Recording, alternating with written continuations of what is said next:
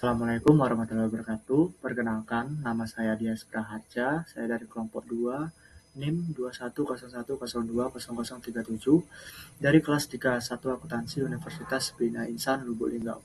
Di sini, saya akan mempresentasikan materi bank dan lembaga keuangan lainnya dengan judul Sistem Keuangan di Indonesia.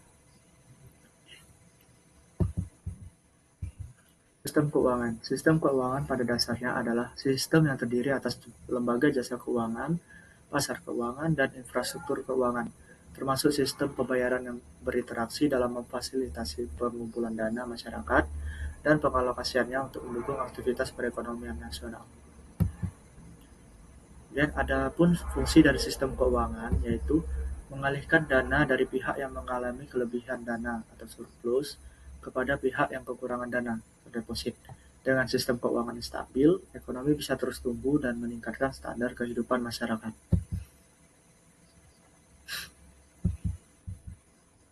Sistem keuangan Indonesia. Sistem keuangan Indonesia pada prinsipnya dapat dibedakan dalam dua jenis, yaitu sistem perbankan dan sistem lembaga keuangan bukan bank. Lembaga keuangan ini dapat menerima simpanan dari masyarakat, maka juga disebut depository, financial institution, yang terdiri dari bank umum dan bank perkreditan rakyat. Selanjutnya, peran sistem keuangan di Indonesia. Sistem keuangan memegang peranan yang sangat penting dalam perekonomian. Mengapa terbentuknya lembaga keuangan menjadi sangat penting bagi masyarakat?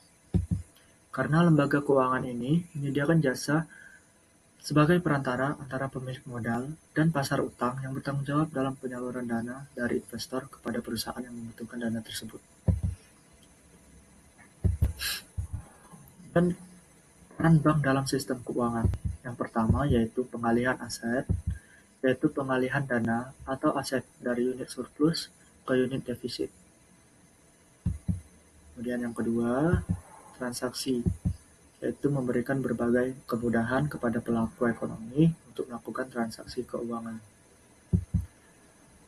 Selanjutnya yang ketiga, yaitu likuiditas, yaitu penjaga likuiditas masyarakat dengan membantu aliran likuiditas atau dana dari unit surplus kepada unit defisit.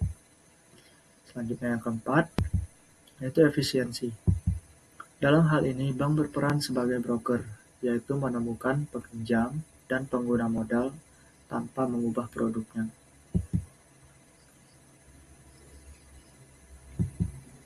Kemudian stabilitas sistem keuangan.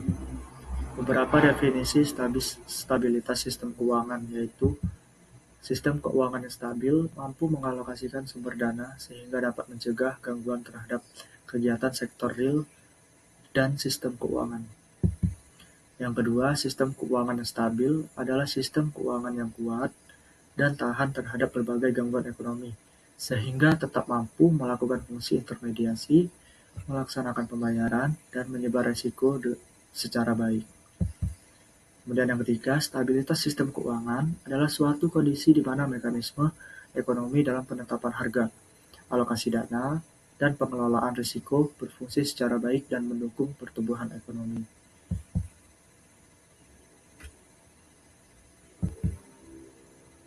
Selanjutnya ada indikator pengukuran stabilitas sistem keuangan Indonesia. Secara umum, ada dua indikator pengukuran stabilitas sistem keuangan di Indonesia, yaitu yang pertama, makroprudensial. Contoh indikator makroprudensial adalah pertumbuhan ekonomi, neraca pembayaran, tingkat inflasi, suku bunga dan nilai tukar, efek penularan krisis, dan banyak lainnya.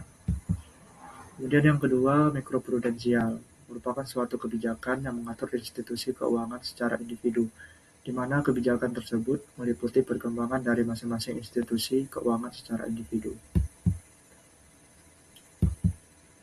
Itulah materi yang dapat saya sampaikan. Di sini kita akan menyimpulkan materi tadi, yaitu sistem keuangan pada dasarnya adalah tatanan dalam perekonomian suatu negara yang memiliki peran, terutama dalam menyediakan fasilitas jasa-jasa di bidang keuangan oleh lembaga-lembaga keuangan dan lembaga-lembaga penunjang lainnya.